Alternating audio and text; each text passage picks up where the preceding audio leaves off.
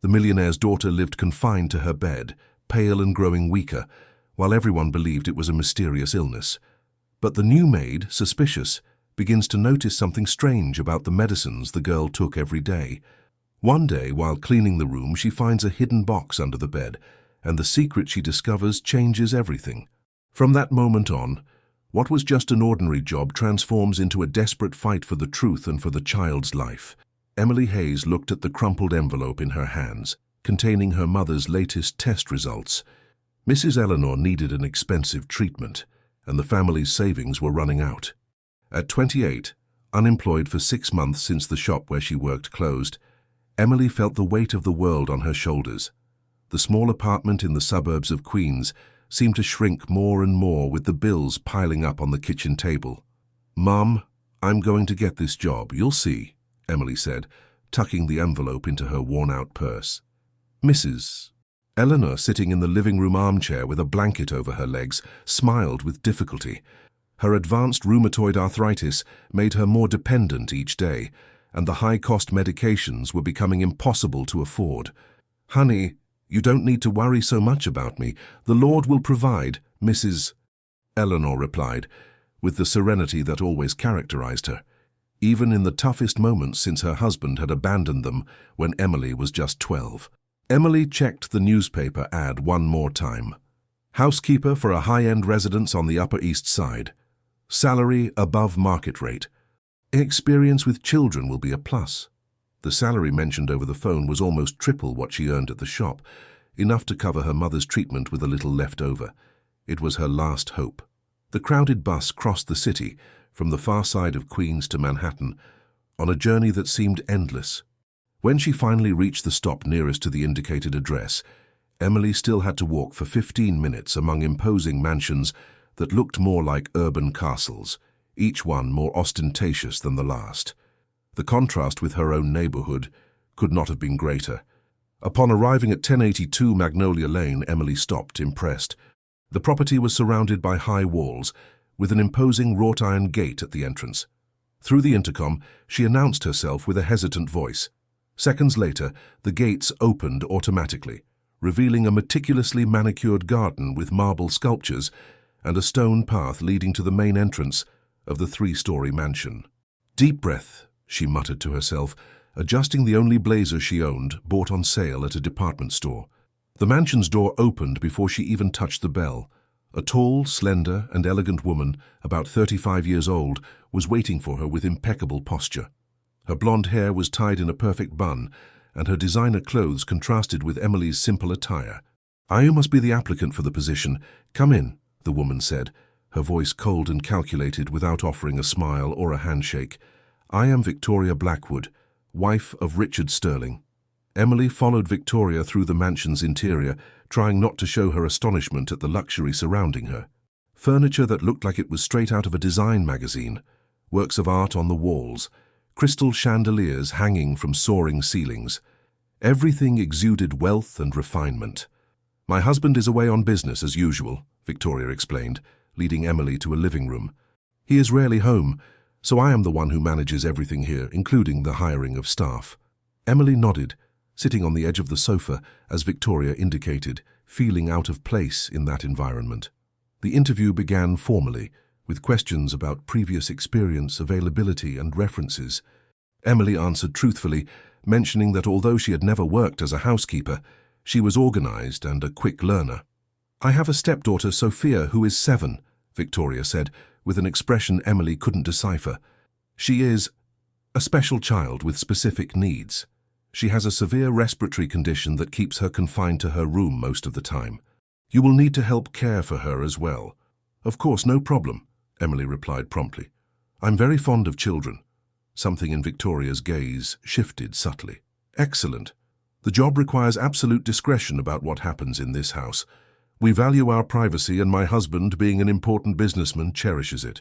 The conversation was interrupted by a soft chime. Victoria consulted her wristwatch. "That's for Sophia's medicine. Come, I'll introduce you to the girl. If you're going to work here, you need to learn how to administer her medication correctly." They ascended a marble staircase to the 2nd floor. Victoria led Emily down a wide hallway with several doors. They stopped before the last one, decorated with a colourful plaque that read Sophia in childish letters. Sophia is the daughter of Richard's first marriage, Victoria explained in a low voice. Her biological mother, Claire, disappeared 2 years ago under mysterious circumstances during a trip to Europe. We presume she had an accident, but her body was never found. Emily felt a shiver. There was something in Victoria's tone when speaking of her husband's ex-wife that sounded unsettling. Sophia still hasn't overcome the trauma, Victoria continued, and after that, her health deteriorated drastically. The doctors diagnosed a rare respiratory disease aggravated by emotional stress. Victoria opened the door gently. The room was spacious and decorated like any little girl's dream. Pastel-colored walls, a 4-poster bed, shelves full of books and toys, and even a small puppet theatre in one corner. However, the atmosphere had a melancholic air, with the curtains half drawn, blocking the natural light. On the bed, a small figure was propped up against pillows. Sophia was a girl with delicate features, long brown hair and large expressive eyes, but what stood out was her extreme pallor and fragile, almost translucent appearance. "Sophia, dear, this is Emily. She's going to work with us and help take care of you," Victoria announced with a smile that didn't reach her eyes. The girl observed Emily with curiosity. There was something in her gaze, a mix of sadness and suspicion that seemed to pierce the newcomer's soul. "Hello, Sophia," Emily said, approaching with a genuine smile. "It's a pleasure to meet you." Sophia didn't answer immediately, just studied Emily's face as if searching for something. After a few seconds, a small smile appeared on her pale lips. "You have kind eyes," the girl murmured, her voice so weak that Emily had to lean in to hear. "Time for your medicine, Sophia," Victoria interrupted, moving toward a built-in cabinet on the wall. From it, she took a tray with several medicine bottles and a glass of water. "There are 6 different medicines, 3 times a day, at strictly controlled times." Emily watched attentively as Victoria explained each medication.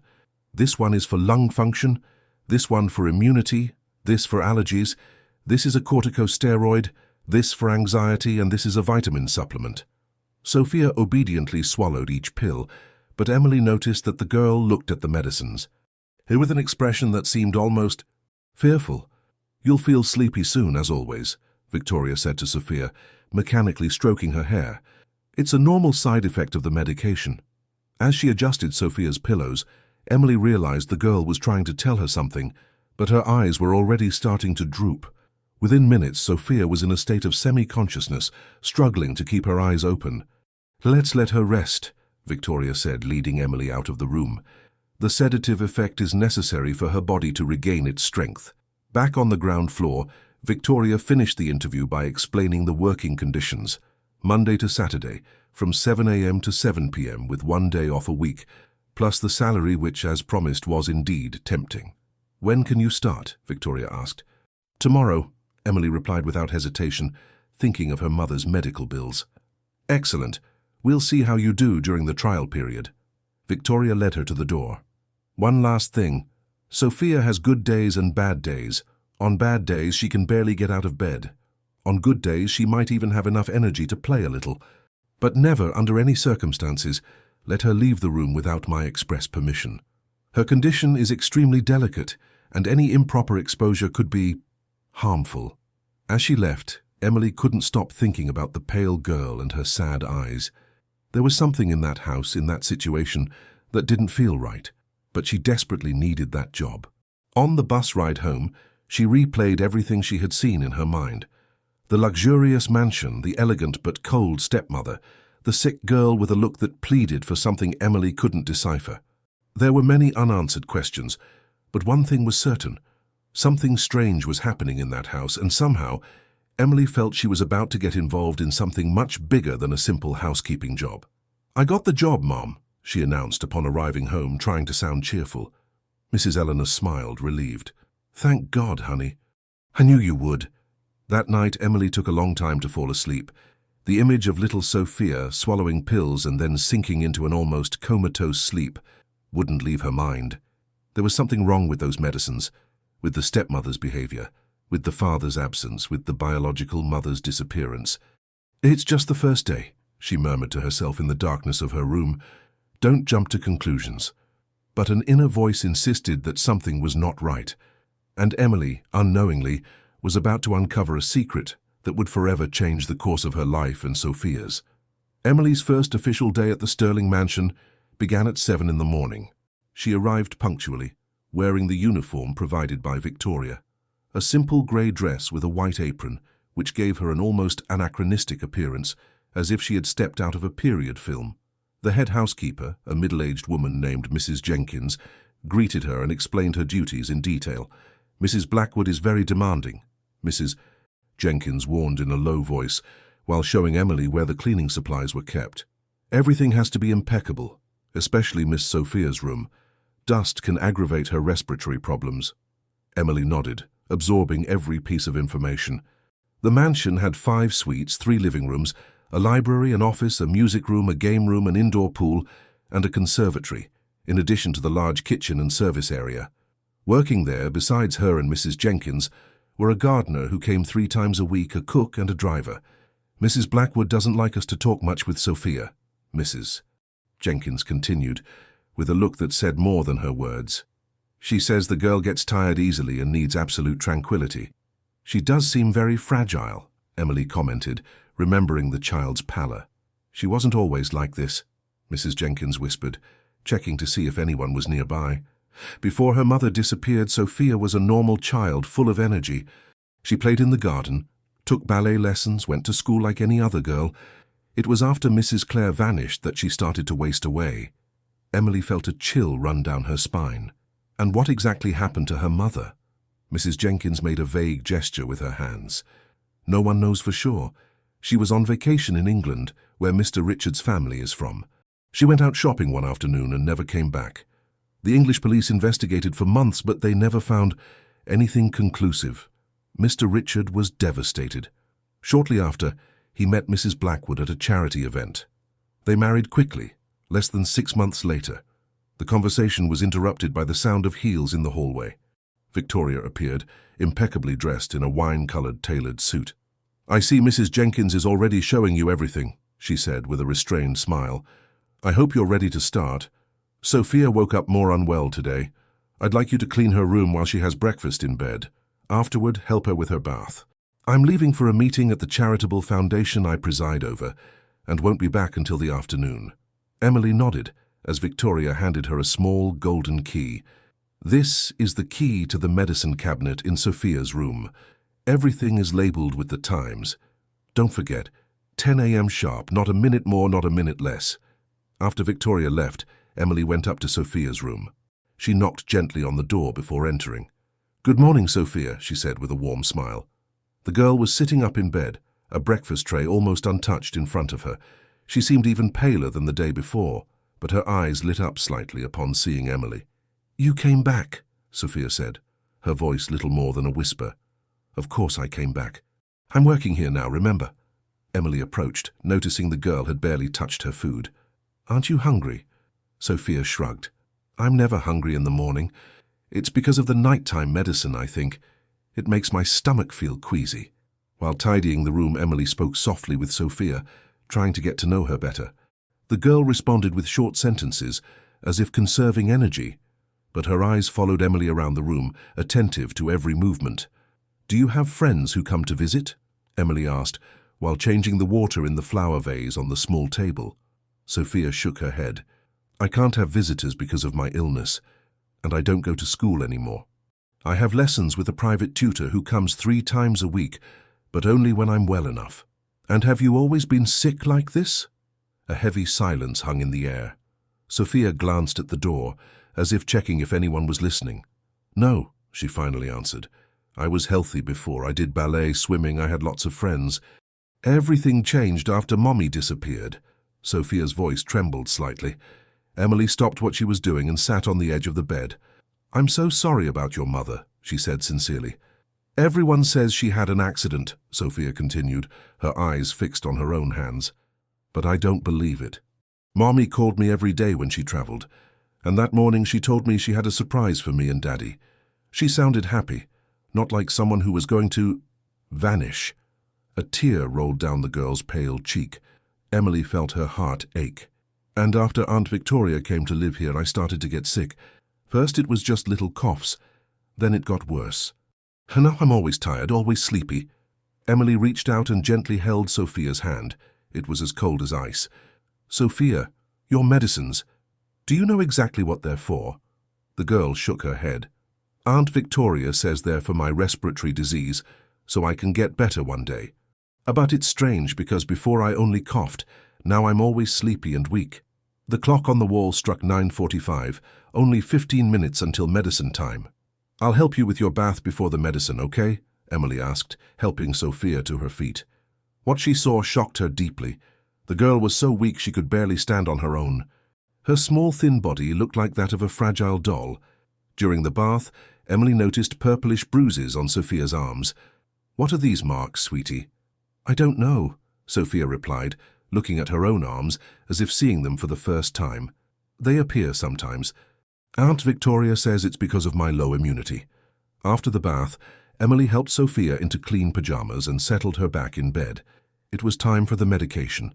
With the golden key, she opened the built-in cabinet. Inside, she found a meticulous organization. Bottles labeled with complex names arranged by administration time.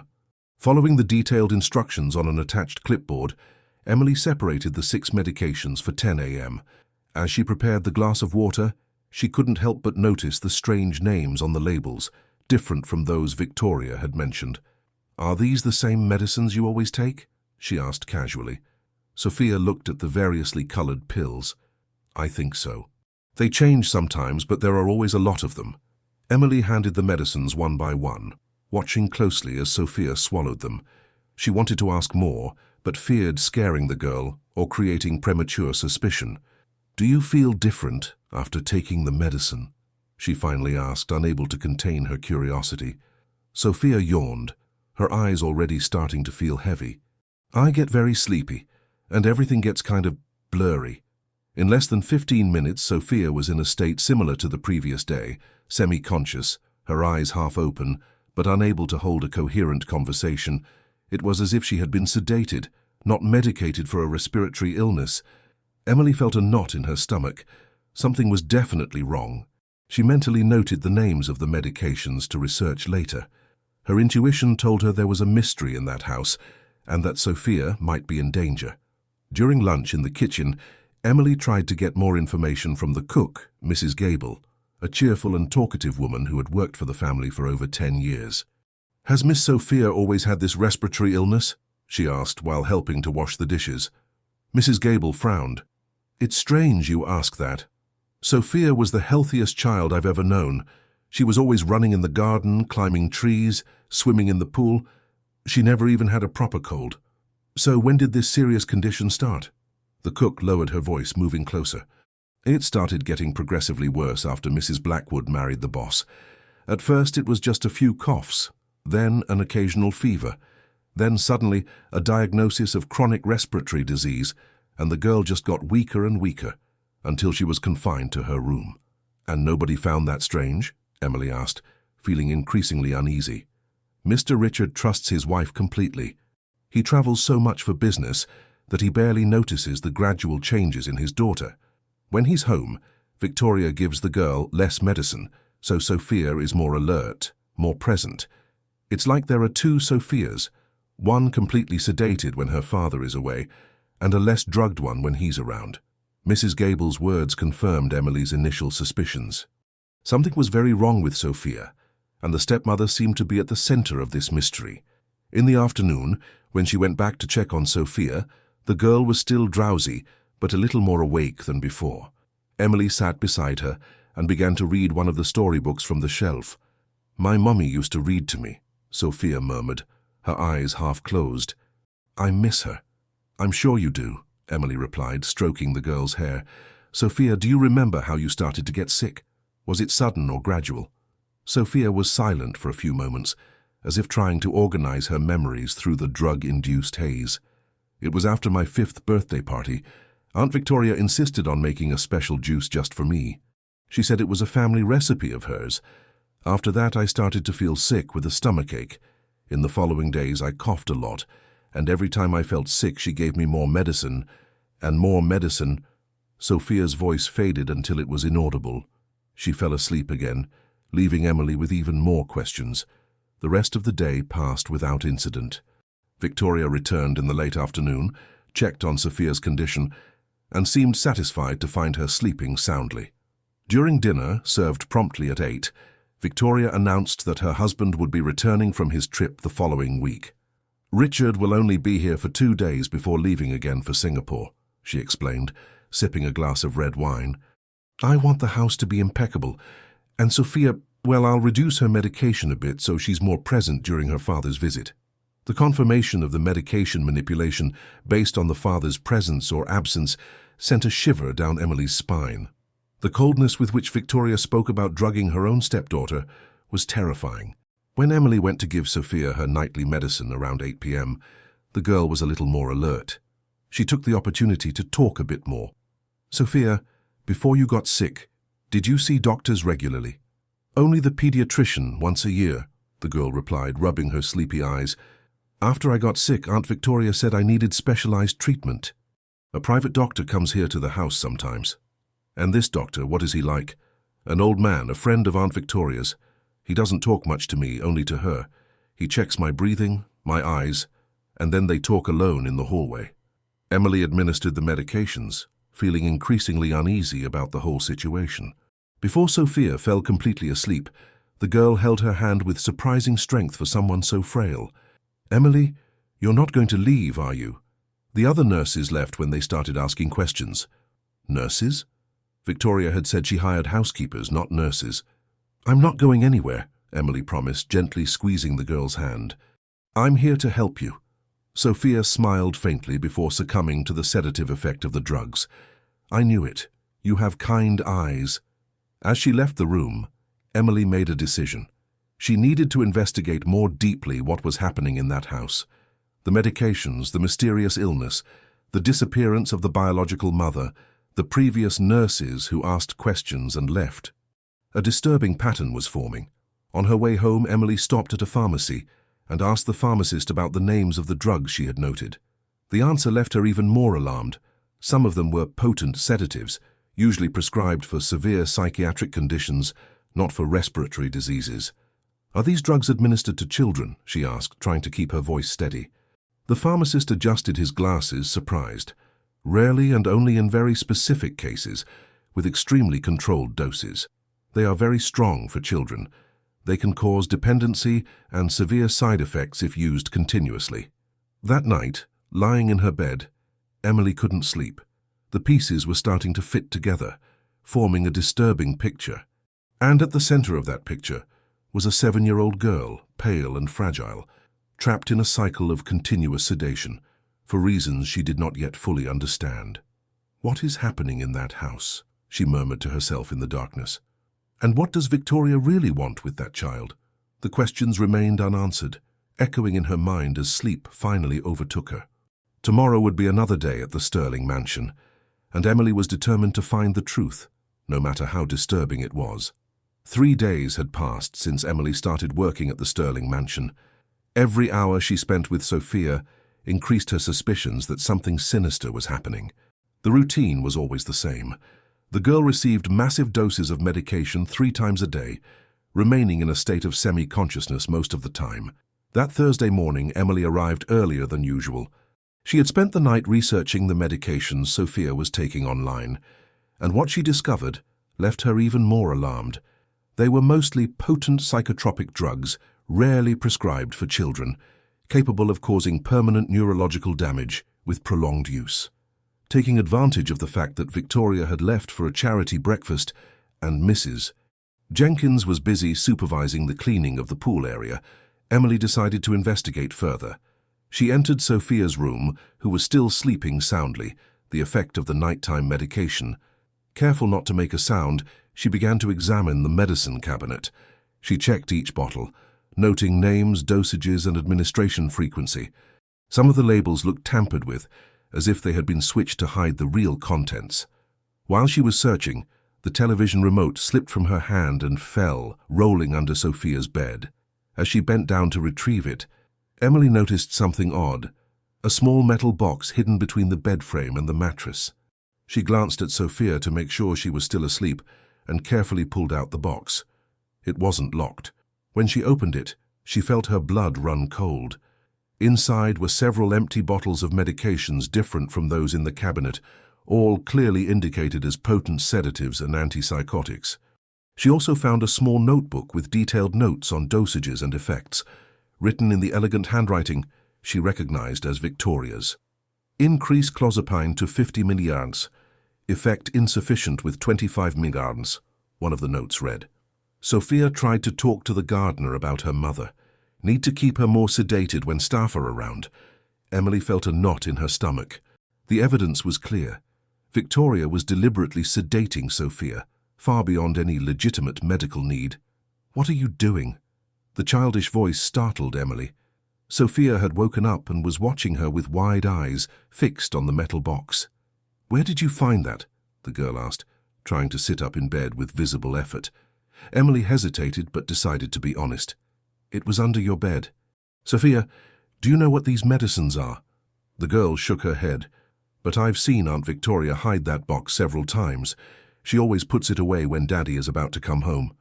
Emily sat on the edge of the bed, still holding the box. "Sophia, I think the medicines you're taking aren't to treat any respiratory illness. They're medicines to make you sleep, to keep you weak." The girl's eyes filled with tears. "I knew something was wrong. I used to run to play. Now I can barely stay awake. Why would she do this to me?" "I'm not sure yet," Emily replied, holding the child's cold hand. "But I promise I'll find out and I'll help you." Just then they heard the sound of a car parking at the mansion's entrance. Victoria had returned earlier than expected. Quickly, Emily returned the box to its hiding place and stood up, pretending to fluff Sophia's pillows. The bedroom door opened, and Victoria entered, impeccable as always in her navy blue tailored suit. "I see Sophia is already awake," she commented with her usual cold smile. "How are you feeling today, dear?" "Tired," Sophia replied, casting a meaningful glance at Emily. "That's normal with your condition," Victoria said, approaching the bed. "Time for your morning medicine." "I can administer it," Emily offered promptly. "I'm getting experienced with the routine." A suspicious glint passed through Victoria's eyes, but she nodded. "Very well. Do you have the keys?" "Good. I'm going to check with Mrs. Jenkins on the pool cleaning. Richard loves to swim when he's home." As soon as Victoria left, Sophia grabbed Emily's arm. "Please, don't give me all the medicine today. I want to stay awake. I want to be able to talk to you." Emily hesitated. Drastically reducing the medication could cause withdrawal side effects, but continuing with the full dosage meant perpetuating the girl's suffering. "I'll reduce it a little, gradually," she promised. "We can't stop suddenly. It could be dangerous. I'll start by giving you half the dose of each one, okay?" Sophia agreed, trusting her. Emily opened the cabinet and carefully prepared the medications, cutting some pills in half and replacing others with small pieces of effervescent vitamin C she carried in her purse, which looked similar when dissolved in water. Even with the reduced dosage, Sophia still became drowsy, but she was considerably more alert than on previous days. She could hold a coherent conversation and even showed interest in flipping through a storybook. During lunch, Emily talked with Mrs. Gable in the kitchen, trying to get more information about the family. "Was Mr. Richard always so absent?" she asked, helping to chop vegetables for the soup. "No, dear," before Mrs. Claire disappeared. He worked a lot, of course, but he always made time for his family. Shorter trips, weekends at home. He was a very present father for Sophia. After it happened, he dove into work as a form of escape, I suppose. "And the family fortune? Is it all his?" Mrs. Gable hesitated, looking around to make sure they were alone. "Actually, no, Mrs. Claire came from a traditional and very wealthy family. When she married Mr. Richard, who was already successful on his own, they made an agreement. Half of the combined fortune would be put into a trust fund for Sophia, which she could only access at 21 or earlier if something happened to both parents. The other half was in the couple's name." Emily felt a shiver. "So if something happens to Mr. Richard, Sophia inherits everything, with the stepmother as her legal guardian until she comes of age," Mrs. Gable completed, lowering her voice even more. "But if Sophia, well, if something happens to her first, the inheritance passes to the father and eventually to his wife. The pieces were starting to fit. Victoria's interest in keeping Sophia permanently sedated, weak and isolated could be related to controlling the fortune. If the girl were declared incompetent, the stepmother, as the father's wife, would have access to all the money. And Mr. Richard, does he know about the medicines Sophia takes? He knows she takes medicine for a supposed respiratory illness, but I doubt he knows the details. Mrs. Blackwood always reduces the doses when he's home, as I told you. The girl is more awake, more like the old Sophia, though still weak. And the boss is here for such a short time that he doesn't notice the difference between the normal days and the visiting days. In the afternoon, when she returned to Sophia's room with the medication, Emily found the girl sitting up in bed with more color in her face than usual. The reduced morning dose was already showing positive effects. "I feel different today," Sophia said with a small smile. "Less foggy." "That's good," Emily replied, sitting beside her. "I'll keep reducing it a little with each dose, so your body can get used to it gradually." Again, she administered only half the prescribed dosage, replacing the rest with harmless equivalents. Sophia still became drowsy, but managed to stay awake long enough to talk. "Sophia, you said your mother had a surprise for you and your father on the day she disappeared. Do you have any idea what it could have been?" The girl frowned, concentrating. "I'm not sure, but I remember in the weeks before her trip she seemed worried. I heard her talking with Daddy. She was saying something about important documents, about protecting the future. I didn't really understand at the time. And where did she keep important documents, do you know?" Sophia pointed to a painting on the opposite wall, a portrait of the girl herself with her biological mother, smiling in a sunny garden. "There's a safe behind that painting. Mommy thought I didn't know, but I saw her open it once. The combination is my birthday." Emily looked at the painting with renewed interest. Could there be a clue there about Claire's disappearance, or about Victoria's true motives? In the following days, Emily continued to gradually reduce the doses of the medication. Sophia's improvement was visible each day. The color returned to her face, her eyes gained a sparkle, and she could sit up for longer periods, even walk a little around the room with assistance. On a Sunday afternoon, her day off, Emily went to a pharmacy downtown and spoke with a pharmacist friend about the medications Sophia was taking, without mentioning names or details that could identify the family. "These drugs together are extremely dangerous for a child," the pharmacist confirmed, alarmed. "They can cause permanent neurological damage, heart problems, liver issues. Who would prescribe such a combination? And if the child stops taking them after 2 years of continuous use? It has to be a gradual reduction, supervised by a doctor. Sudden withdrawal can cause seizures, blood pressure changes, even a coma in extreme cases." Emily thanked her for the information, even more determined to help Sophia. She was taking the right approach by gradually reducing the medication, but she needed a more concrete plan. On Monday, when she returned to work, she noticed a different buzz in the mansion. Richard Sterling had returned from his trip a day earlier than expected. Emily saw him briefly in the hallway, a tall, athletic man, with graying temples and eyes identical to Sophia's. He looked tired and worried. "You must be the new employee," he said as he passed Emily. His voice was deep and polite. "Victoria mentioned she hired someone to help with Sophia." "How is she?" "She's having a good week, sir," Emily replied, choosing her words carefully, a little more cheerful than usual. A glimmer of hope passed through Richard's eyes. "I'm happy to hear that. I'm going to see her right now." Emily watched as he headed to his daughter's room. For a moment she considered telling him her suspicions immediately, but she hesitated. She needed concrete proof before making such serious accusations against Victoria. During dinner, served by Mrs. Gable in the elegant dining room, Emily, working as a service assistant, could observe the family dynamic.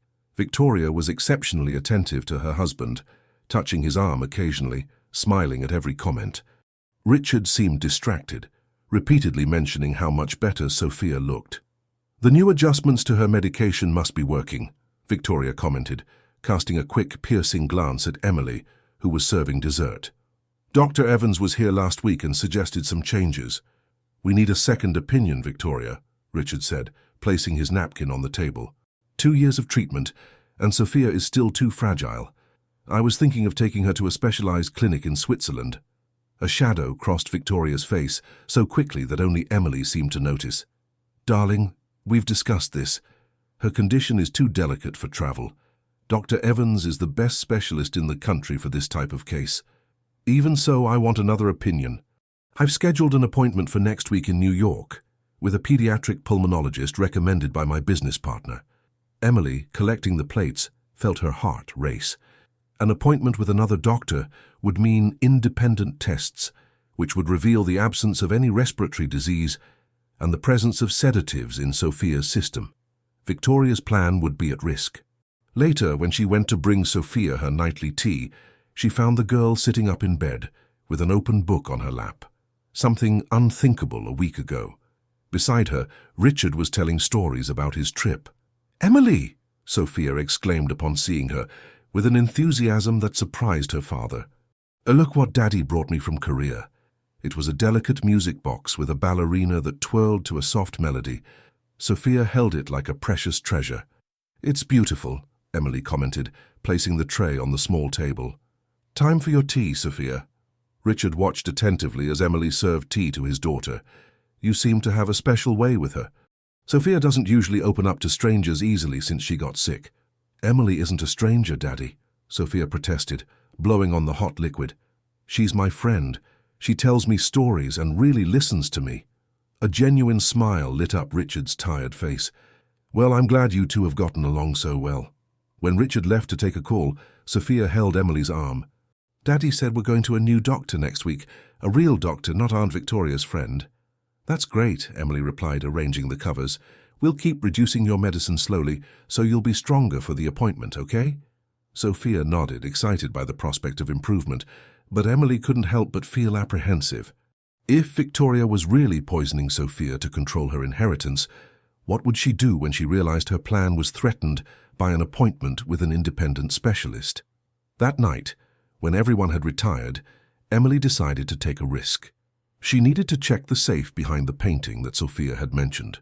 If there were documents there that explained Claire's disappearance, or any evidence of Victoria's true intentions, she could protect Sophia more effectively. With silent steps, she returned to the girl's room, who was sleeping soundly. With extreme care, she removed the painting from the wall, revealing a small digital safe embedded within. She entered Sophia's birthday, 12/04/2018. The safe emitted a soft click and opened. Inside there were several documents organized in folders. Emily examined them quickly in the dim light of the lamp. She found Claire's will, confirming what Mrs. Gable had said about Sophia's inheritance. She also found bank documents, certificates, and at the bottom, a sealed envelope addressed to Richard, with the inscription, "Open only if something happens to me," in the handwriting she assumed was Claire's. The envelope was open.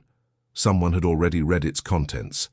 Inside she found a letter dated 2 days before Claire's disappearance.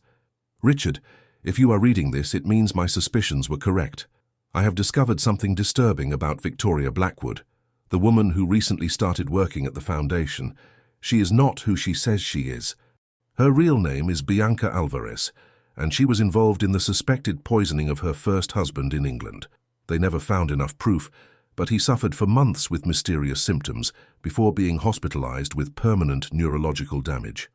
I am attaching the case documents I managed to obtain from a private investigator. Be careful, and above all, protect our Sophia. If something happens to me, it is not a coincidence." Emily felt a chill run down her spine. The letter confirmed her worst suspicions. Victoria, or Bianca, had a history of poisoning. Claire had found out and was likely silenced before she could reveal the truth to Richard. Now the same woman was slowly poisoning Sophia, probably with the same goal, to control the family fortune. The sound of footsteps in the hallway made Emily freeze. Quickly, she returned the documents to the safe, closed it, and put the painting back on the wall. She hid behind the door of the adjacent bathroom, her heart pounding.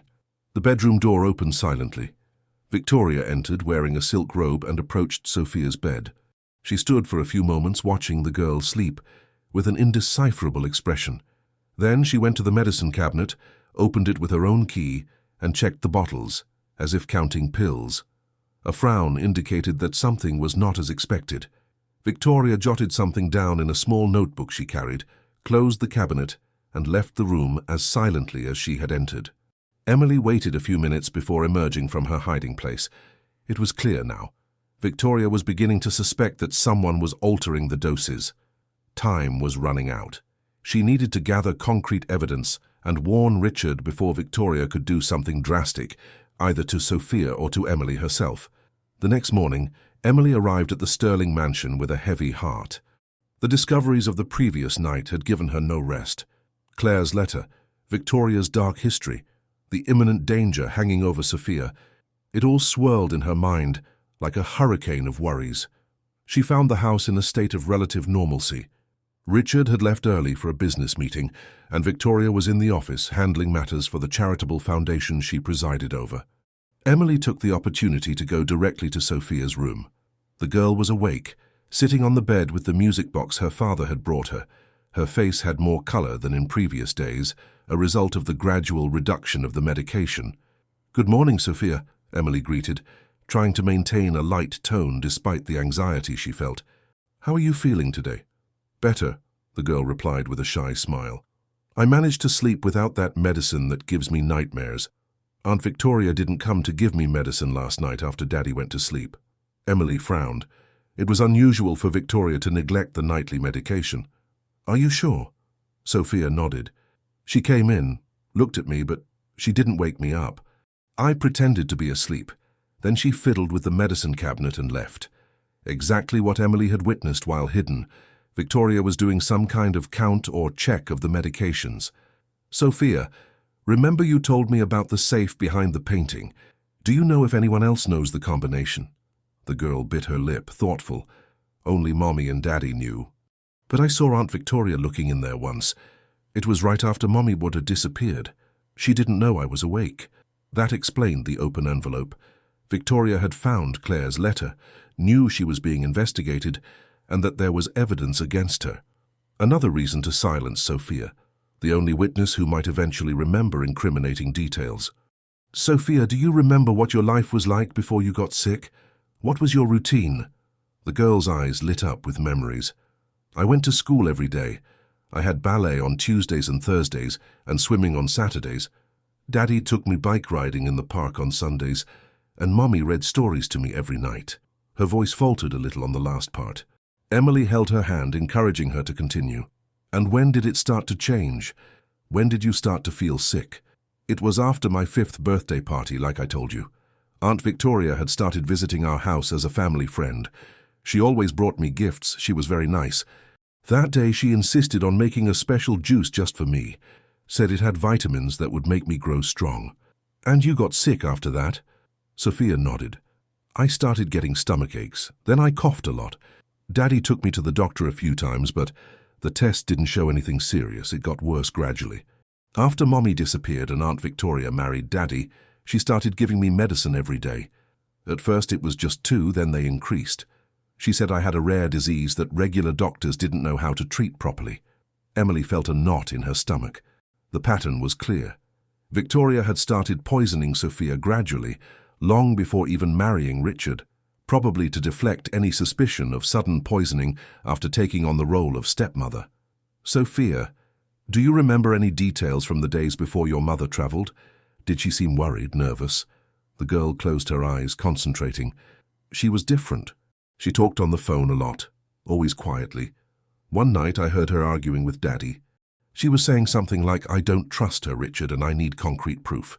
Daddy thought she was overreacting, said Victoria was just being kind and helpful."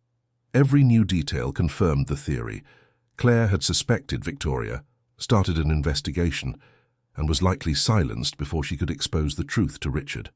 "Aunt Victoria scares me sometimes," Sophia confessed in a low voice, as if afraid of being overheard. "She smiles, but her eyes stay cold, and when Daddy isn't looking, she looks at me differently." Emily took a deep breath, making a decision. She needed concrete proof of the poisoning, something she could show to Richard or the authorities. An idea came to her. "Sophia, I'm going to need your help. We're going to do a simple test, okay? When I bring your medicine today, I'm going to save a few samples of each one. We need to find out what's really in these bottles." The girl nodded, understanding the gravity of the situation despite her young age. "Are you going to find out why I get so sleepy?" "Yes, I'm going to find out exactly what's happening to you, and I promise I won't let anything bad happen to you." After breakfast, when Emily went to get the morning medications, she discreetly separated a sample of each pill, storing them in small plastic bags she had brought in her purse. She continued with the strategy of reducing the doses, replacing part of the medication with harmless equivalents. Sophia was becoming more alert and stronger, a transformation that did not go unnoticed by Victoria. During lunch, the stepmother watched her stepdaughter with a calculating gaze, noting her growing lucidity. "Sophia seems different today," Victoria commented casually as she cut a piece of chicken. "More present." "That's a good sign, isn't it?" Richard replied, clearly pleased. "Maybe we're finally seeing some real improvement. Or perhaps it's just a temporary fluctuation in her condition," Victoria retorted, her smooth tone contrasting with the coldness of her gaze. "We shouldn't get our hopes up prematurely." Emily, who was serving the meal, caught the underlying tension. Victoria was suspicious, and that made her even more dangerous. After lunch, taking advantage of her break, Emily left the mansion with the excuse of running personal errands. In reality, she went directly to a laboratory clinic downtown, where she knew a lab technician, Marcia, a friend of her mother's. "I need an urgent and confidential favor," Emily explained, showing the bags with the medication samples. "Can you tell me exactly what these pills are?" Marcia, a woman in her 50s, adjusted her glasses and examined the samples with curiosity. "I can analyze them, but it will take a few hours. Any special reason for the urgency?" Emily hesitated, weighing how much she should reveal. "It's to help a child who is being medicated incorrectly. I can't give details now, but it's a potentially dangerous situation." Something in Emily's tone must have communicated the gravity of the situation, as Marcia nodded without further questions. "Come back at the end of the day. I'll have the results for you." During the afternoon, Emily returned to the mansion, continuing her normal duties while her anxiety grew. Sophia had an appointment with Dr. Evans, the private doctor recommended by Victoria, which lasted less than 15 minutes and consisted mainly of listening to the girl's lungs with a stethoscope and asking superficial questions.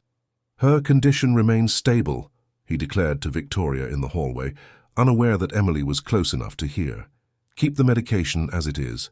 "She seems more alert lately," Victoria commented. "Maybe we need to adjust the doses," the doctor shrugged. "Increase the hydrazocine to 75 milligrams 3 times a day. That should solve the problem of excessive lucidity." Emily felt a shiver. The doctor was clearly complicit in Victoria's scheme, prescribing drugs to keep Sophia sedated without any legitimate medical justification. At the end of the day, Emily asked for permission to leave early, claiming she needed to take her mother to a doctor's appointment. Victoria reluctantly agreed, but not without casting a suspicious glance her way. At the lab clinic, Marcia was waiting for her with a grave expression. "I have the results, and they are extremely concerning," she said, handing Emily several printed sheets. "These are not medications for respiratory diseases. They are mainly potent sedatives, antipsychotics, and some neurological controllers, in dosages that would be excessive even for adults, let alone a child." Emily examined the results, feeling a mixture of horror and confirmation of her suspicions. What would happen if a child took these drugs for a prolonged period? Permanent neurological damage, cognitive impairment, heart and liver problems. Basically, a gradual deterioration of all vital systems. Whoever is giving this to a child is, effectively, slowly poisoning her. The word poisoning echoed in Emily's mind, confirming her worst fears. She now had concrete proof. Victoria was deliberately poisoning Sophia, likely with the goal of causing permanent neurological damage that would make her incapable of inheriting the family fortune. "This is a case for the authorities," Marcia continued, worried. "If a child is being medicated with this, she is in imminent danger." "I'll handle it," Emily promised, carefully tucking the results into her purse. "Thank you, Marcia. You have no idea how important this is." On her way home, Emily mentally planned her next move. She needed to show the evidence to Richard and convince him of the danger his daughter was in. But first, she needed to make sure Sophia was safe. Upon arriving at her small apartment, she found Mrs. Eleanor watching television in the living room. The news was reporting on a car accident on the Long Island Expressway. "Thank God you're home, honey," Mrs. Eleanor said, adjusting herself in the armchair with difficulty. "I was worried." "You look exhausted." Emily sat down beside her mother, feeling the weight of everything she had discovered. "Mom, I'm in a complicated situation. I've found out something terrible at the house where I'm working." In a few words, she recounted her findings, showing the lab results of the medications. Mrs. Eleanor listened attentively, horror growing in her eyes. "My dear child, you need to report this immediately. That woman is dangerous. If she poisoned her first husband and possibly did something to the girl's mother, she won't hesitate to harm you if she finds out what you know." "I know, Mom, but I can't just go to the police without talking to Sophia's father first. He has no idea what's happening.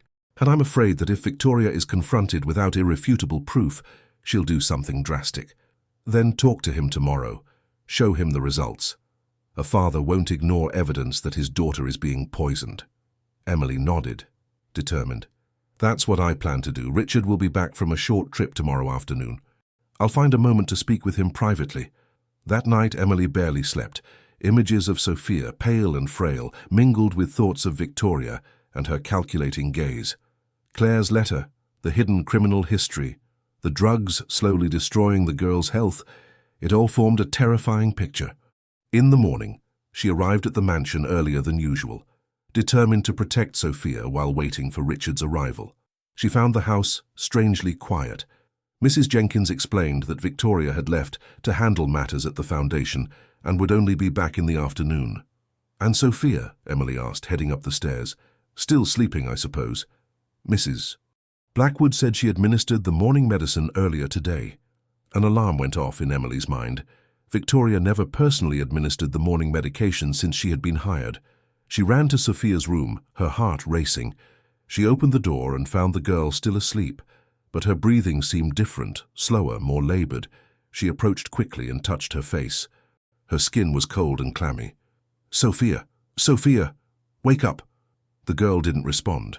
Her eyes remained closed and her lips had a slightly bluish tint. Emily checked her pulse. It was weak and irregular. "Mrs. Jenkins," she shouted in panic. "Call an ambulance, quickly. Sophia is not well." As the housekeeper ran for the phone, Emily tried to rouse Sophia, gently patting her face. The girl finally opened her eyes a slit, but seemed unable to focus. "Illy," she murmured with difficulty. "Aunt, medicine. Too much." The realization hit Emily like a lightning bolt. Victoria had administered an overdose of the medication, probably upon realizing the doses were being altered. It was a desperate attempt to keep her plan intact, perhaps even to accelerate it. "Stay with me, Sophia. Help is on the way," Emily said, holding the girl's cold hand. "We're going to take you to the hospital. You're going to be okay." Mrs. Jenkins returned, breathless.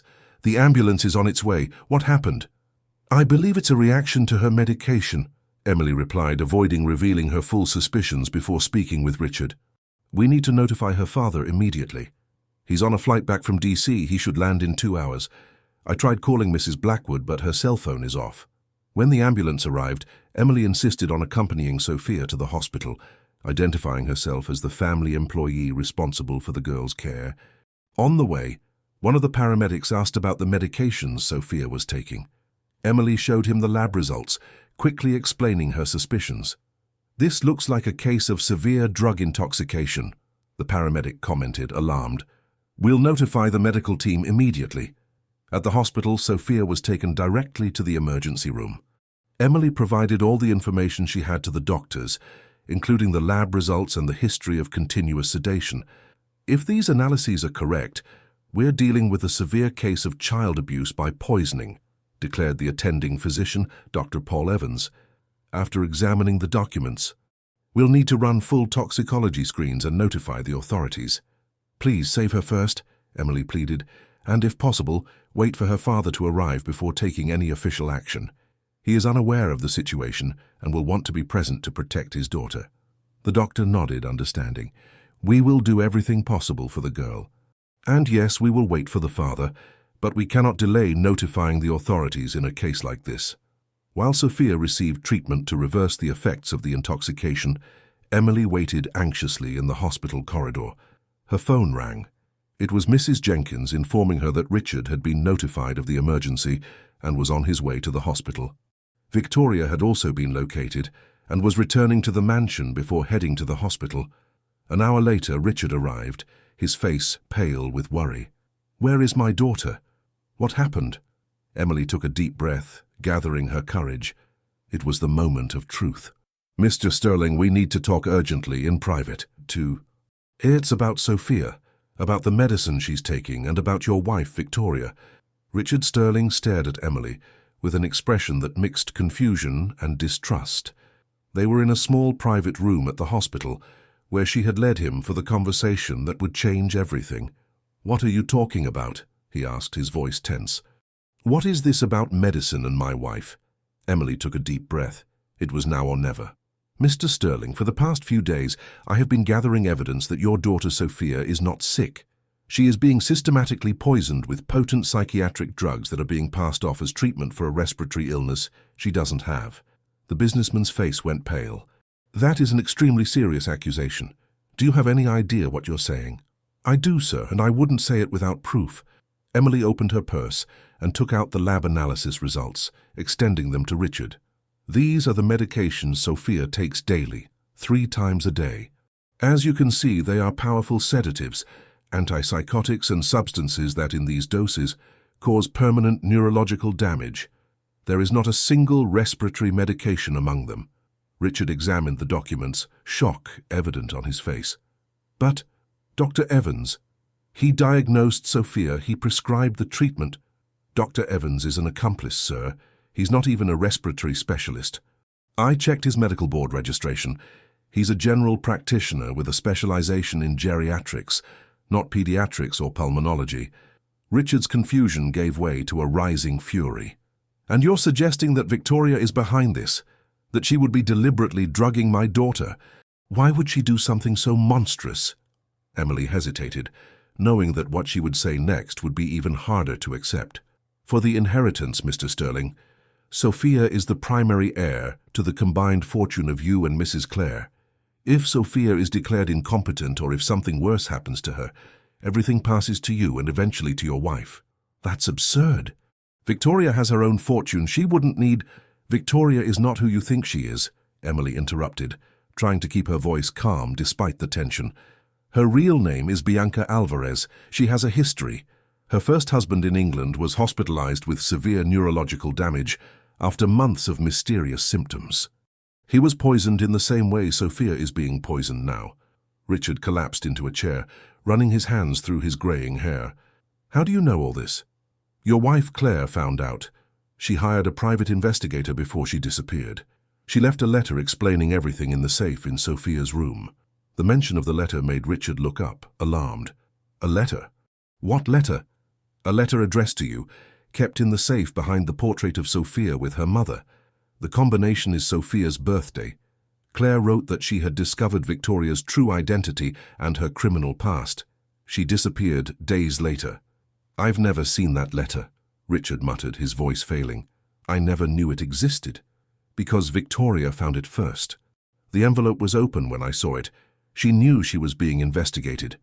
A long silence followed as Richard absorbed the devastating information.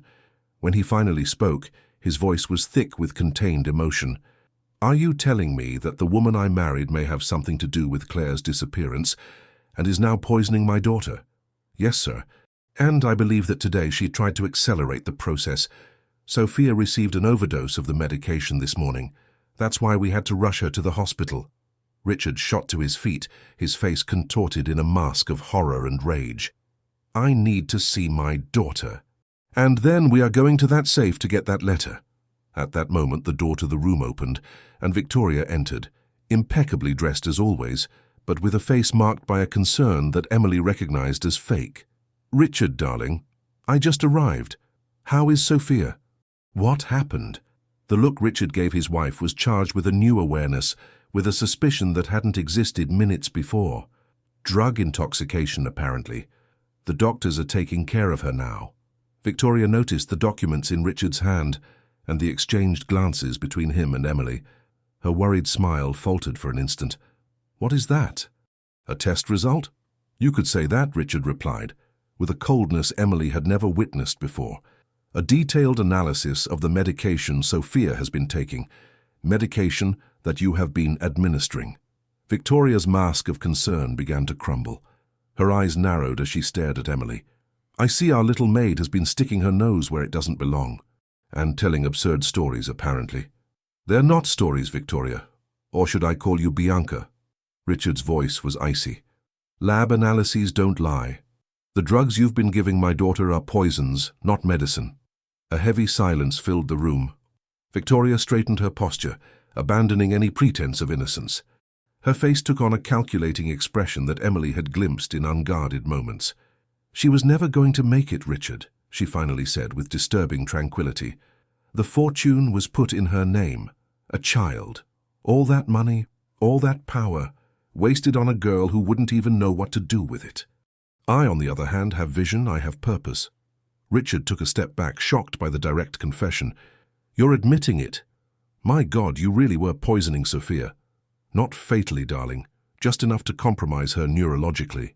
A permanent guardianship would be established, and as your devoted wife and stepmother, I would take control.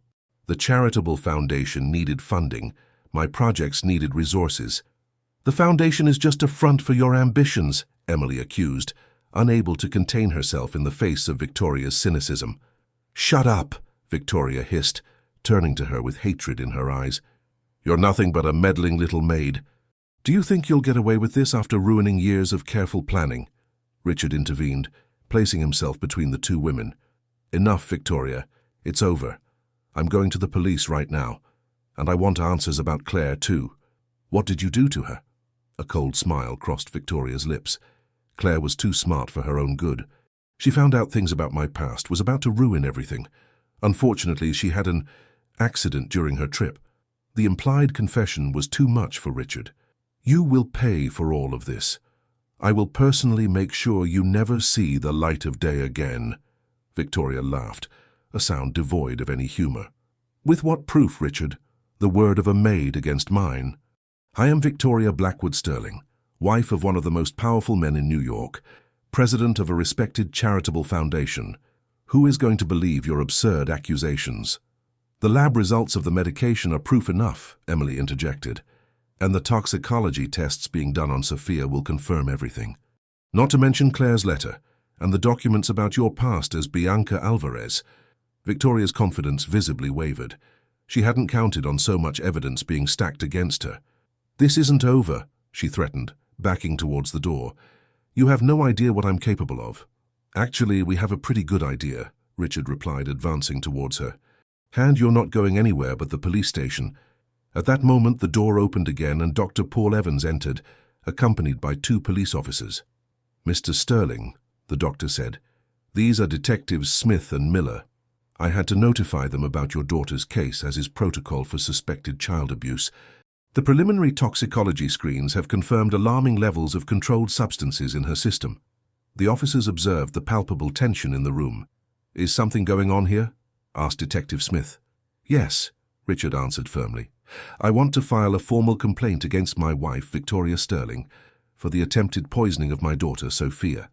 And I request that you also investigate her possible connection to the disappearance of my first wife, Claire Sterling, which occurred 2 years ago in England.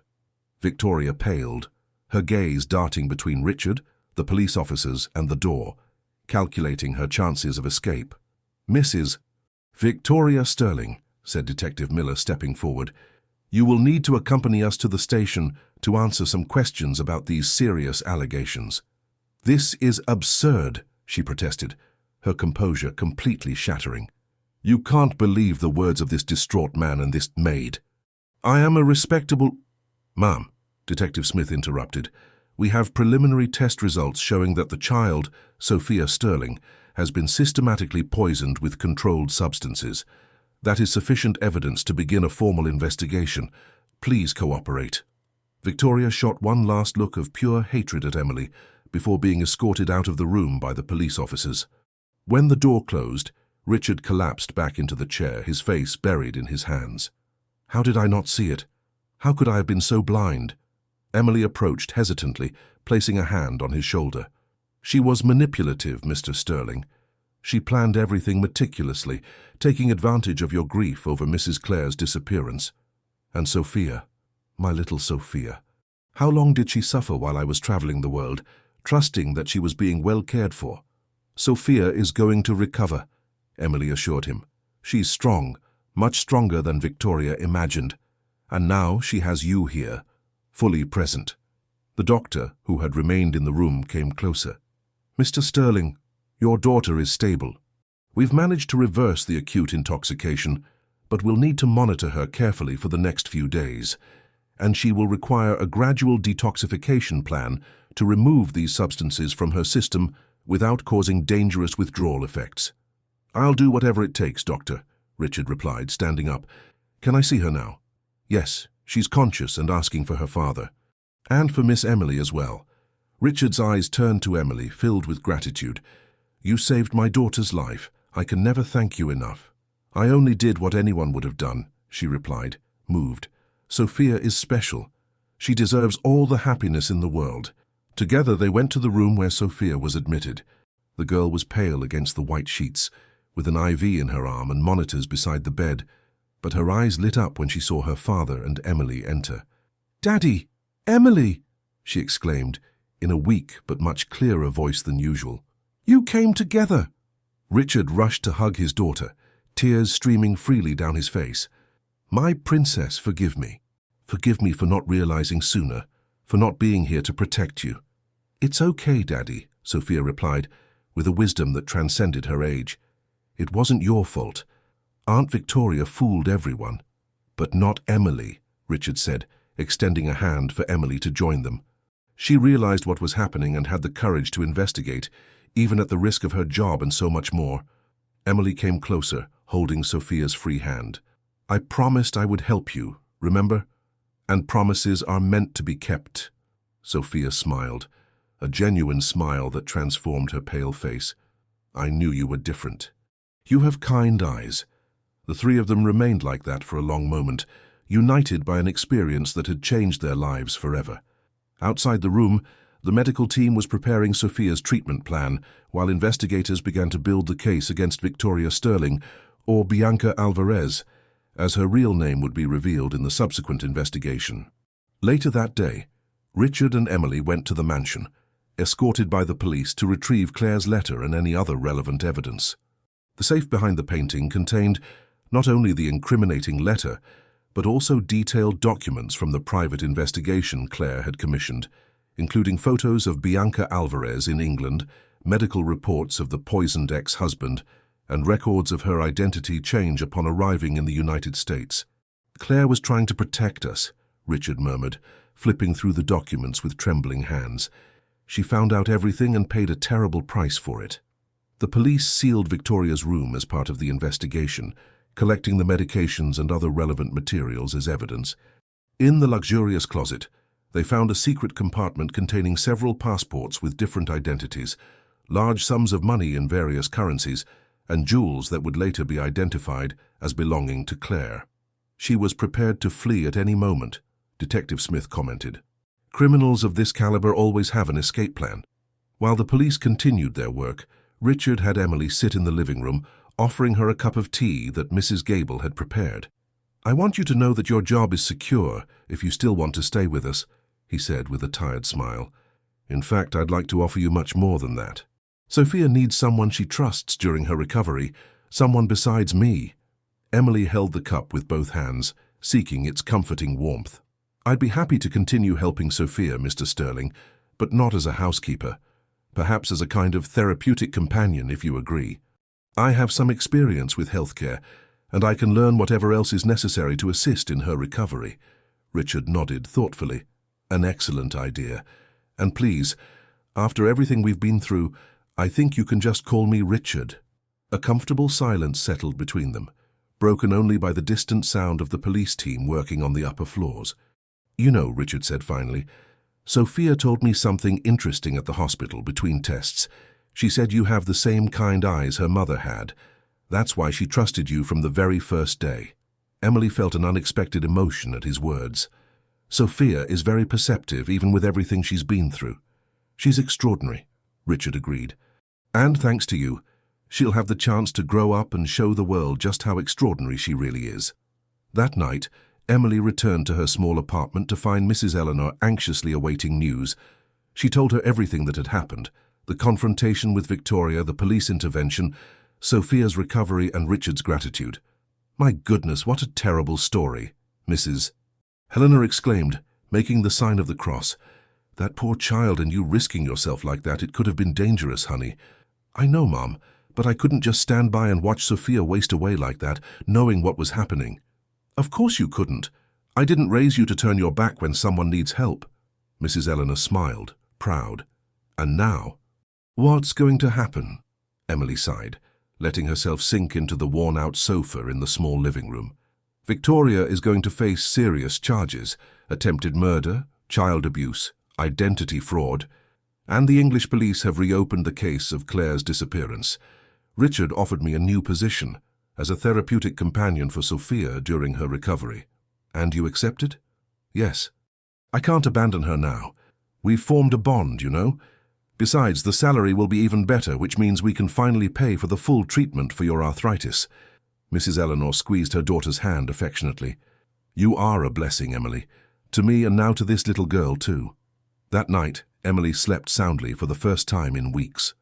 The hardest battle had been won, but she knew the road to recovery for Sophia would be long. A new chapter was beginning for them both. A chapter of healing, of rebuilding, and perhaps of new possibilities she couldn't even imagine yet. 6 months had passed since the fateful day Victoria was taken away by the police. Winter was giving way to a vibrant spring in New York City, bringing with it renewal and hope, feelings that perfectly echoed the transformation that had occurred in the lives of Sophia and everyone around her.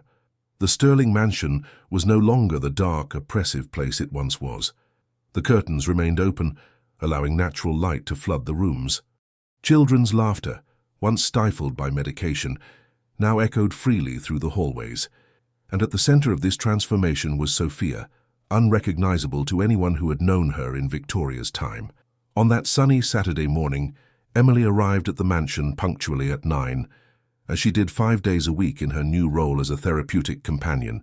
She found Sophia in the conservatory, focused on a watercolor exercise, under the watchful supervision of her physical therapist, Dr. Cameron. "Good morning, Princess Artist," Emily greeted, approaching with a smile. Sophia looked up, her face lighting up at the sight of Emily. Having just turned 8, she was almost unrecognizable.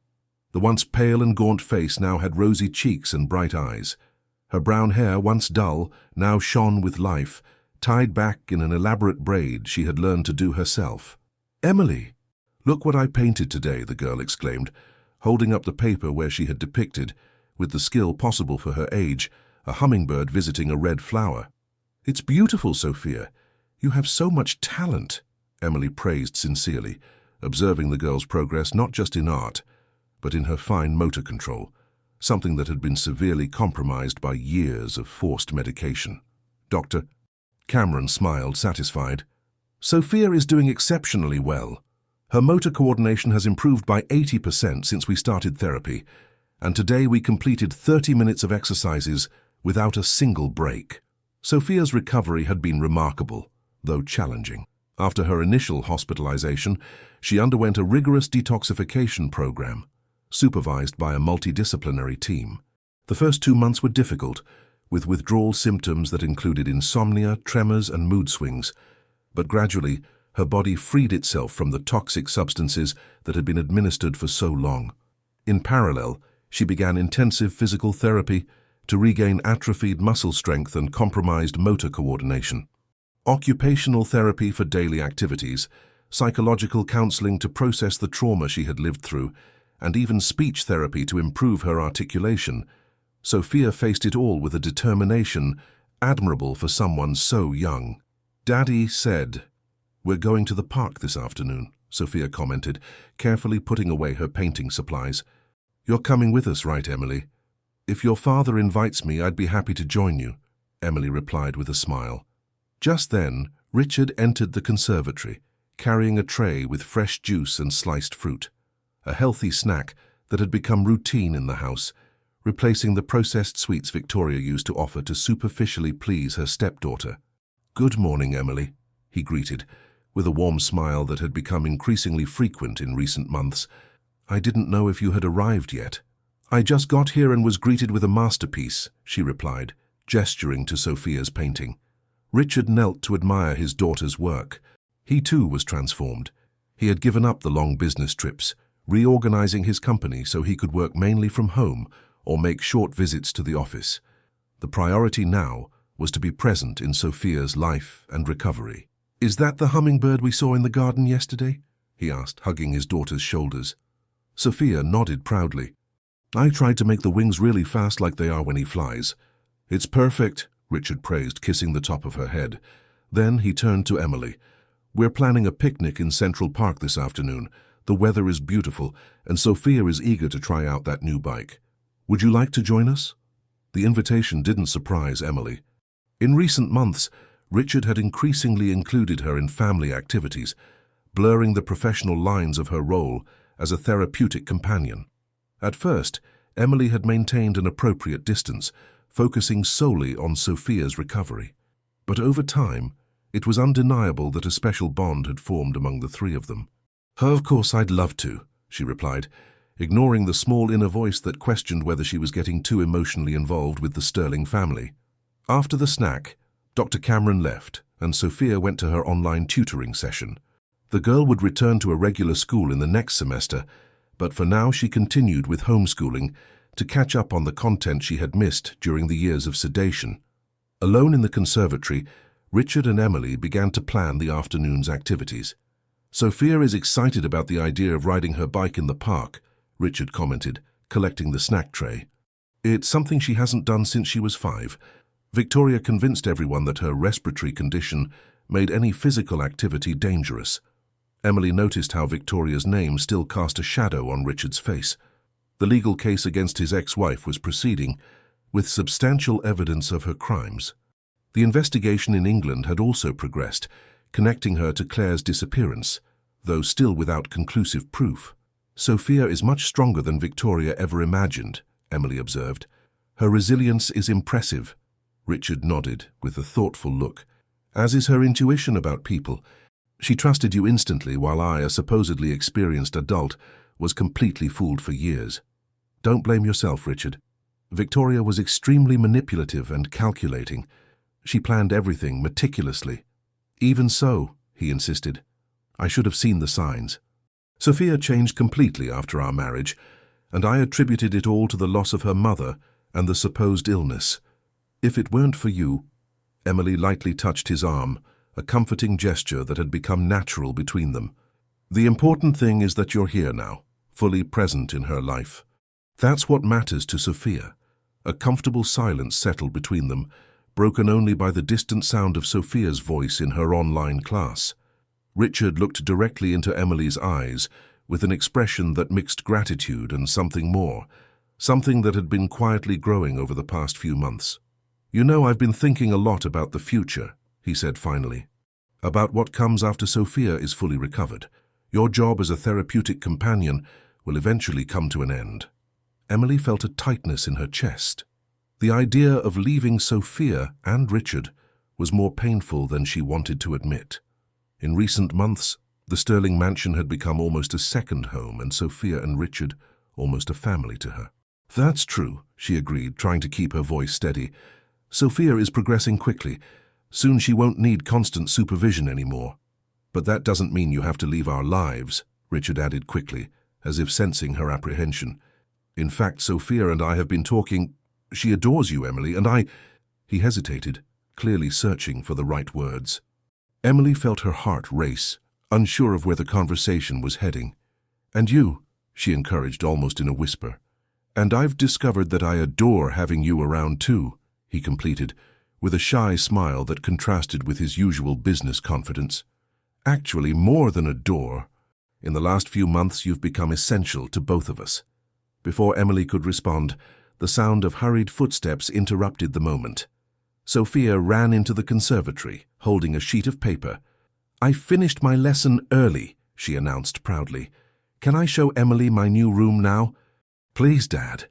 Sophia's new room was, in fact, the same physical space where she had spent years confined, but it had been completely transformed in recent weeks.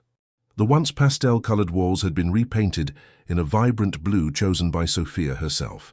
The four-poster bed had been replaced with a more modern and colorful one, and the once melancholy space now overflowed with personality, with books, games, and art supplies spread out neatly. "Of course you can show her," Richard replied, exchanging a meaningful look with Emily that clearly said, "We'll continue this conversation later." Sophia grabbed Emily's hand and led her upstairs, chattering excitedly about the changes in the room and her new projects.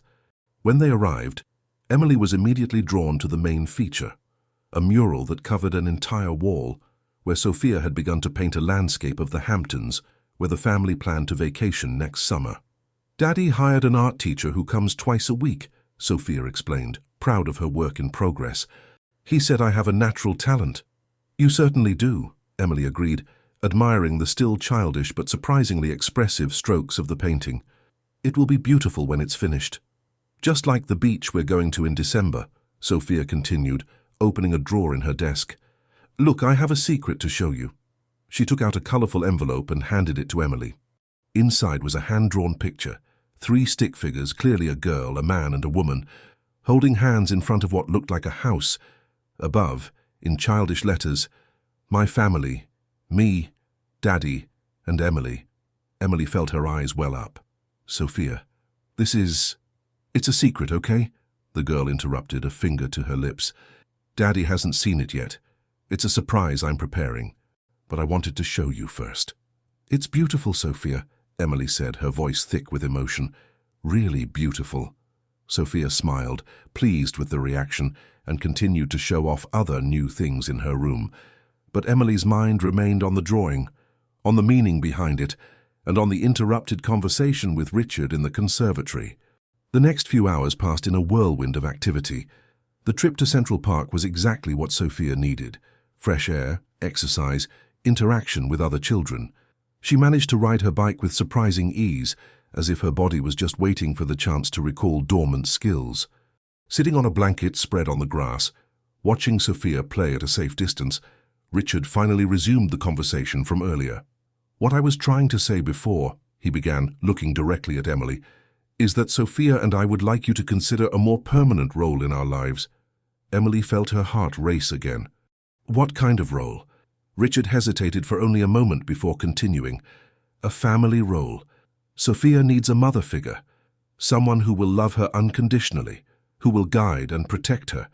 And I've discovered that I also need someone by my side, someone I trust completely, someone to share not just the challenges with, but also the joys." He took Emily's hand in his. "I know this might seem sudden. We met under extreme circumstances, and maybe you think my feelings are just gratitude. But it's more than that, Emily. Much more. In the last few months, as we've rebuilt our lives, I've realized you've become an essential part of it." Emily felt a wave of emotion wash over her. She also had feelings for Richard, feelings she had carefully guarded out of professionalism and fear of confusing the intense circumstances with true love. But over the months, witnessing his dedication to Sophia, his humility in acknowledging past mistakes, his determination to build a better future, those feelings had deepened and matured. "Richard, You don't have to answer now," he interrupted gently. "In fact, I'm not making a formal proposal yet, just opening my heart, showing you the path I hope we can walk together, if you wish to as well." Sophia returned at that moment, her cheeks flushed from exercise, her eyes shining with joy. "I'm hungry," she announced, flopping onto the blanket beside them. "What's in this big basket?"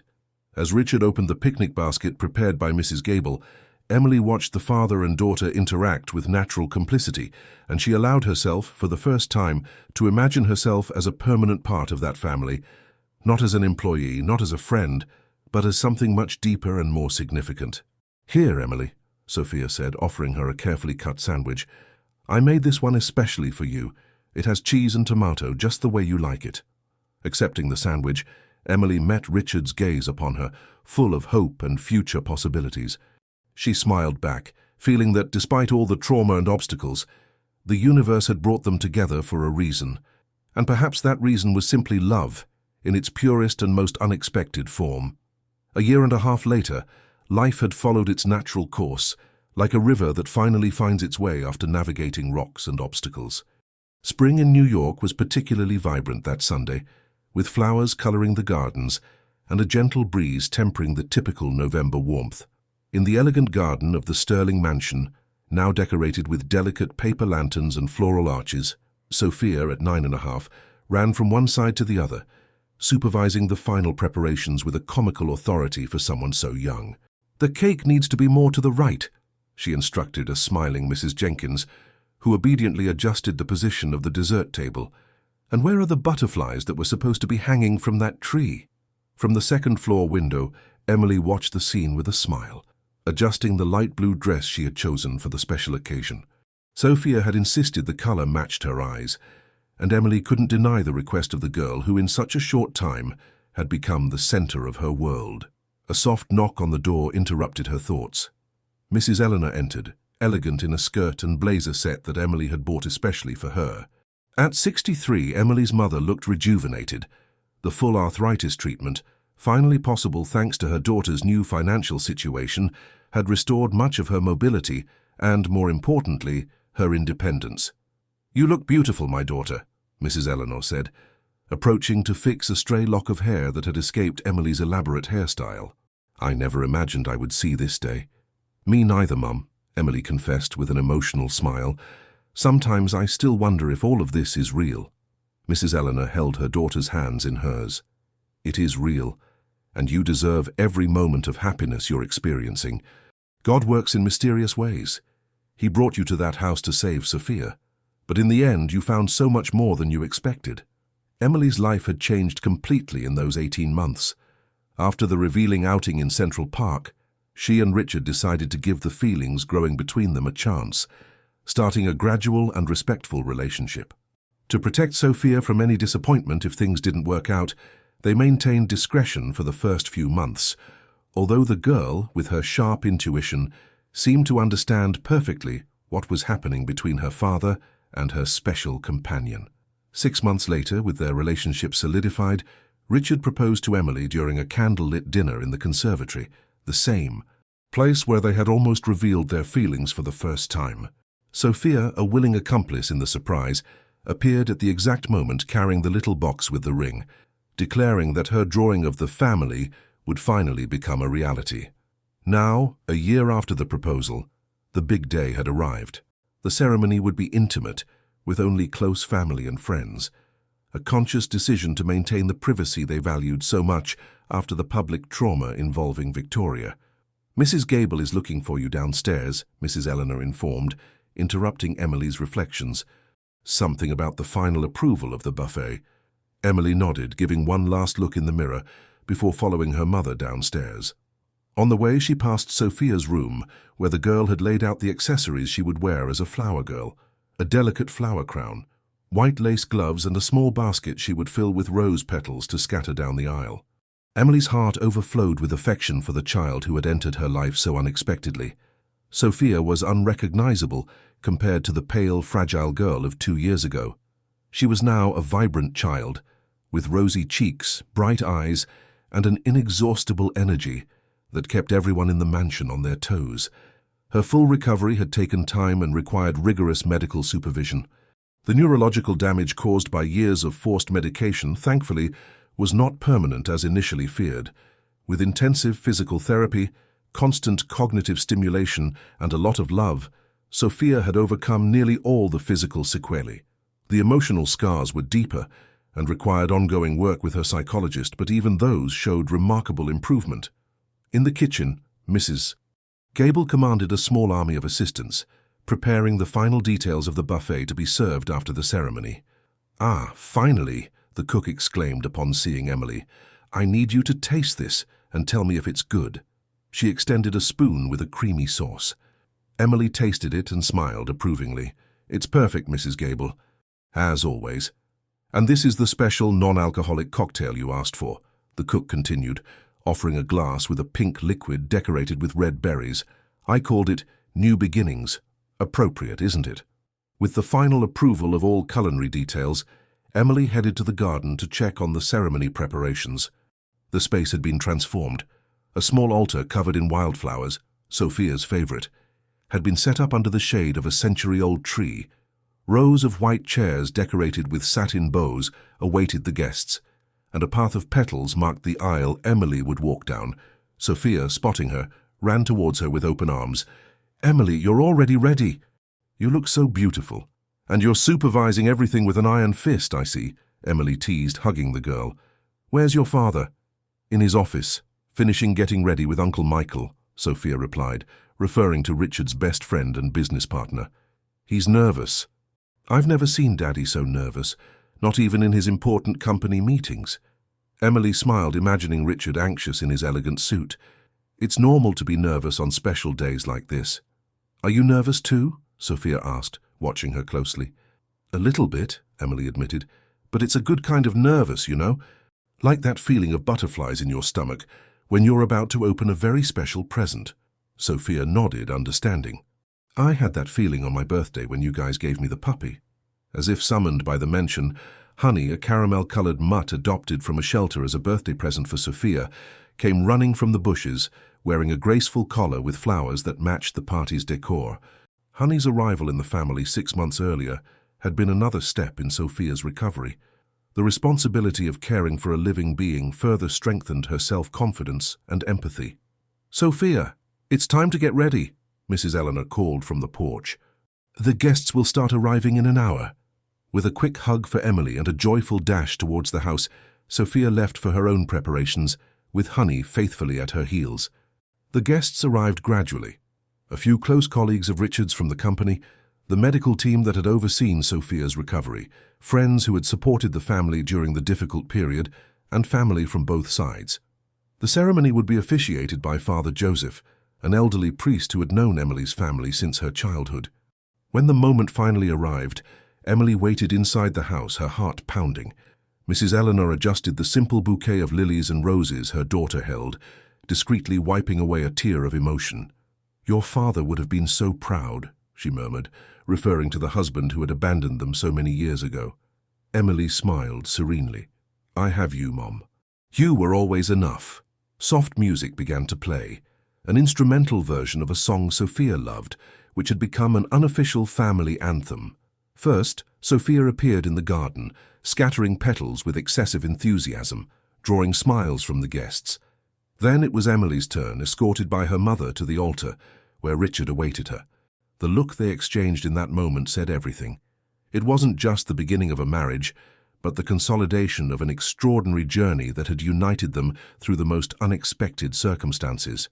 The ceremony was simple and moving. When it came time for the vows, Richard spoke with a choked voice. "Emily, you came into our lives when we were lost in darkness, bringing not just light, but the courage to see the truth. You saved not only Sophia, but me as well, from blindness, from guilt, from pain. I promise to honor that gift every day, by being the partner you deserve and building with you the family we've always dreamed of." When it was Emily's turn, she surprised everyone by addressing Sophia first. "Sophia, my little warrior, I promise to be for you not just a stepmother, but a mother in every sense that matters. I promise to protect your joy, encourage your curiosity, respect your feelings, and love you unconditionally every day of my life." Turning to Richard, she continued, "Richard, I found in you not just a partner, but a man whose capacity to love, learn, and rebuild inspires me daily.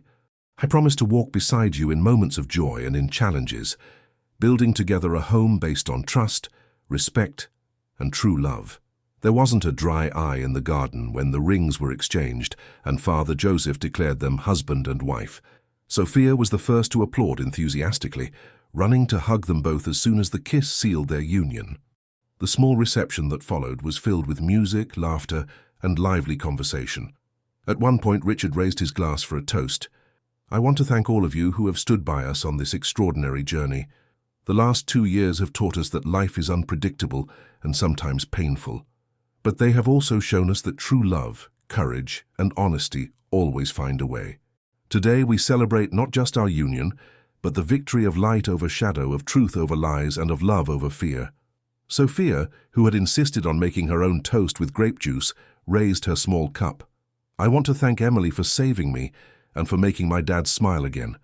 And I want everyone to know that even when life gets hard, we can't give up, because good things are waiting on the other side." The wisdom of this child, who had faced more adversity in her short life than many adults ever would, moved everyone.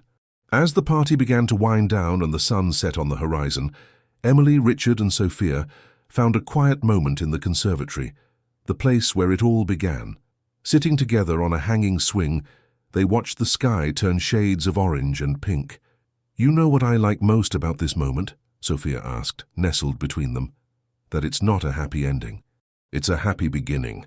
Richard and Emily exchanged a look over the girl's head, recognizing the profound truth in her words.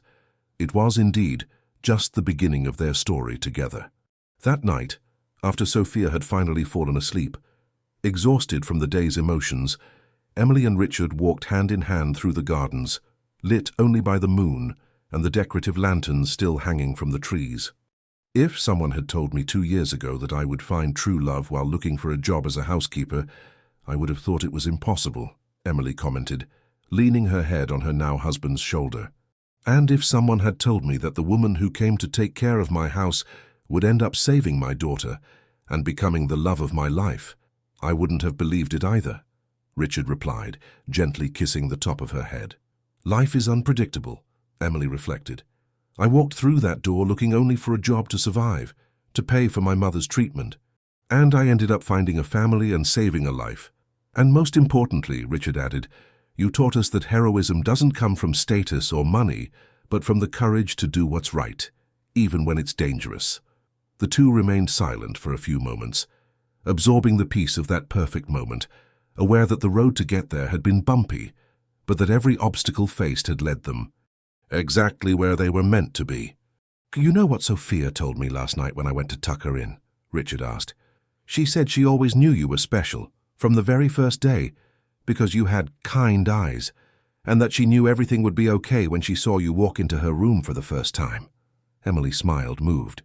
"She saw something in me that I didn't even know I had, a strength that had never been tested before. And I thank God every day for that," Richard said, turning to look into her eyes. "For you being brave enough to make a difference." As the stars shone over the mansion's garden, now truly a home, Emily reflected on all the choices and coincidences that had led her there. In her desperate search for a job, she had found so much more: a purpose, a love, a family. And Sophia, the little warrior who had faced so much at such a young age, slept peacefully in her colorful room, finally safe, finally loved as she deserved. Her future, once threatened by shadows and poisons, now opened up like an infinite horizon of possibilities. In the end, the story of the maid who saved the millionaire's poisoned daughter was not just about heroism or rescue. It was about how true love, in all its forms, has the power to heal wounds, rebuild lives, and transform the darkest circumstances into opportunities for light and renewal. Some called it fate, others coincidence. But for Emily, Richard and Sophia, it was simply the beginning of a new story. A story written not with poisons and lies, but with courage, truth, and above all, unconditional love. End of story. Dear listeners, we hope the story of Emily, Richard and Sophia has touched your hearts. To continue this emotional journey, we have prepared a special playlist with equally captivating stories. Find it here by clicking to the left of the video. If you enjoyed this narrative, don't forget to subscribe to our channel and leave a like. Every day we bring you unique stories that explore the complexity of life and the transformative power of love. Don't miss our upcoming content. We look forward to your comments.